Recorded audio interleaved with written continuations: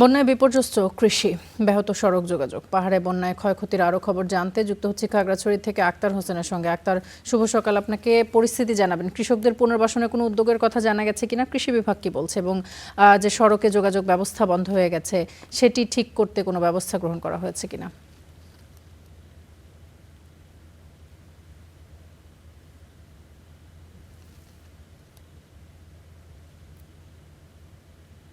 আক্তার।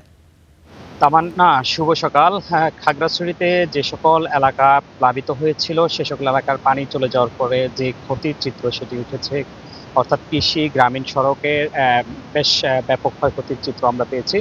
খাগড়াছড়ি কৃষি সম্প্রসারণ অধিদপ্তরের যিনি উপপরিচালক রয়েছেন নাসিরুদ্দিন চৌধুরী, তার সাথে কথা হয়েছে। তিনি আমাদেরকে যেমন তথ্যটা দিয়েছেন, অর্থাৎ এই প্লাবিত এলাকা হওয়ার ফলে নিম্নাঞ্চল যেগুলো প্লাবিত হয়েছে সেখানে প্রায় 1031 হেক্টর জমি কিন্তু প্লাবিত হয়েছে। তার মধ্যে 233 হেক্টর জমি ফসল সম্পূর্ণ নষ্ট হয়েছে। তার মধ্যে আউশের ধান ছিল 80 হেক্টর এবং গ্রীষ্মকালীন যে সবজি ছিল 93 হেক্টর। পাশাপাশি আমনের বীজতলা ছিল 35 হেক্টর। অন্যদিকে পাহাড়ের যে বাণিজ্যিকভাবে চাষ গড়ে উঠেছে পেঁপের বাগান, সেখানেও প্রায় 25 হেক্টর জমি ফসল ক্ষতি হয়েছে।